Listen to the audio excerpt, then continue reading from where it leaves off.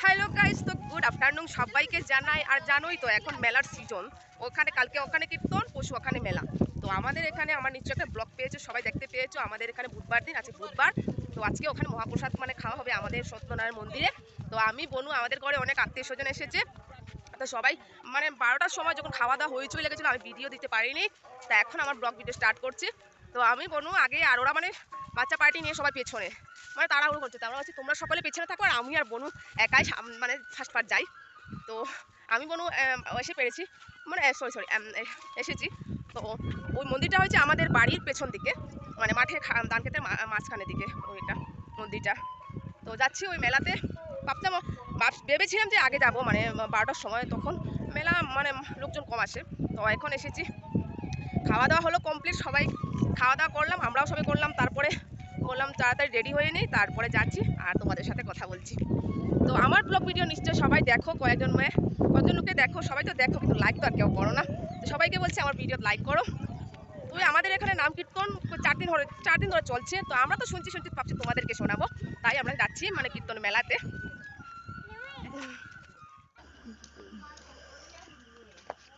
মা সত্যি বললো যে দিনের বেলা বিকাল 3টা বাজে, তোমরা এখন যাচ্ছ কীর্তনে, আর এত লোকজন কম আসে। ওই জায়গাতে যখন সন্ধ্যার সময় হয় তখন একটু লোকজন বেশি হয়, আর দিনের বেলা একদম কম। তো আমি ঘরে তো হইচই, আত্মীয় স্বজন, তো আমি ভাবলাম তো সবাইকে নিয়ে এক মেলায় যাই, তো ঘরে একটু হালকা পাতলা লাগবে। তো চলে গেলাম মেলাতে, আর এসে সত্যি মা যেটাই বললো সত্যি হলো। তারপরে যখন এসে গেলাম, তখন আর কি করা যায়, তখন দিদিকে নিয়ে আমরা ঠাকুর প্রণাম করলাম, ঠাকুরের কাছে প্রণাম টনাম করে। তো প্রথমে আমাকে ওই দিদি লাগালো ওই তিলকটা, তা আমি ভাবলাম লাগাবো কি লাগাবো না। তো বন্ধু এসে বললো যে আবার লাগিয়ে আসতো, আমি লাগিয়ে এলাম। আর তখন কীর্তন চলছ, তখন কীর্তন আমাদের ওই সবাই বলে আমাদের ওই মন্দিরের একটা ঠাকুরের আবির্ভাব আছে, কারণ একটা বড় বট গাছের যে হাওয়াটা অনেক ঠান্ডা। ওই দিনের বেলায় প্রচন্ড গরম, তার মাঝে বাতাস একদম এসির হাওয়ার মতো ঠান্ডা। তারপরে আমাদের চললাম খিচুড়ি খাওয়ার দিকে সবাই একসাথে ওইখানে চলে গেলাম। তখন কিন্তু খিচুড়ি দেওয়া হয়েছিল না, তো আমরা নিজের জায়গা তো সবাই। তো আমরা বললাম যে আমরা চলো প্রথমে এক জায়গায় গিয়ে বসি, লাইন বেঁধে, তারপরে খিচুড়ি তো পাবোই। আর সব সময় দেখো একজন দুজন গেলে কোনো সমস্যা নেই, আর সাথে সবাই ফ্যামিলি নিয়ে যাই হোক, বন্ধু বান্ধব নিলে তখন তো একটু সমস্যা হয়। ওইজন কোথায় গেলো, আর ভাই কোথায় গেলো, বোনও কোথায় গেলো, সবাই কোথায় গেলো, খুঁজতে খুঁজতে সমস্যা হয়ে যায়। তো যাই হোক, খিচুড়ি পেলাম খেয়ে।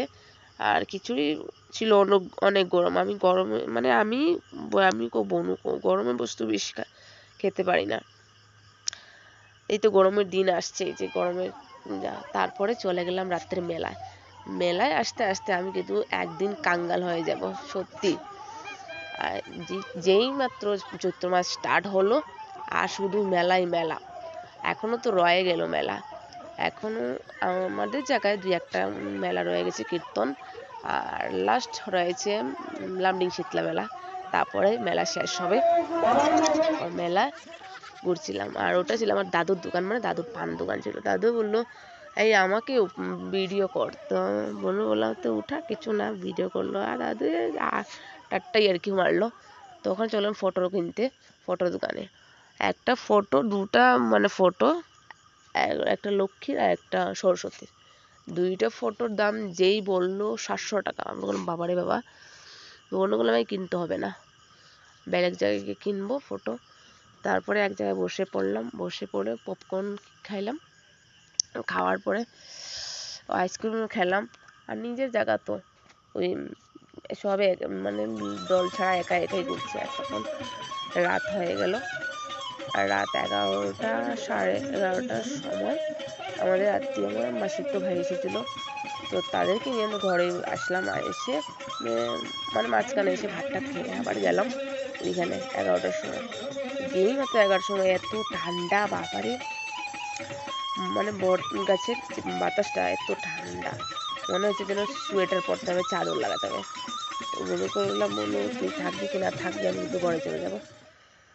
তারপরে তাই বললো দাঁড়া, বেশি না 10 মিনিট সময়। তার রাত 11টা বাজে গেলো, মাকে খুঁজে পাচ্ছিলাম না। তো বনু মাকে গিয়ে খুঁজে আনলো। তারপর বললাম না, এই দেখতে দেখতে 12টা বেজে যাচ্ছে, চলো ঘুমিয়ে পড়ি, অনেক পরিশ্রম হয়েছে।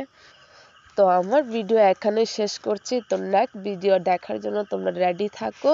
আর ভালো লাগে কিনা জানি না।